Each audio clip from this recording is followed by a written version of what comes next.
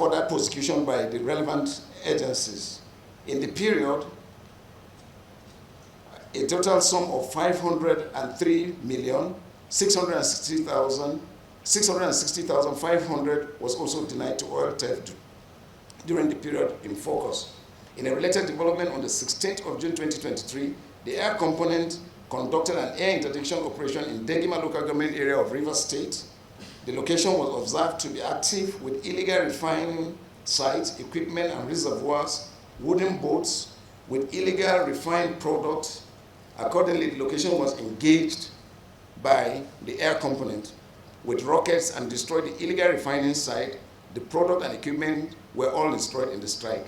Also, on the 17th and 25th of June 2023, a similar air interdiction was conducted at Idama, Alakiri, and Simki, general area of Rivers State. This location was sited with several bunkering equipment and reservoir loaded with suspected illegal refined products. Consequently, the location was bombarded with rockets.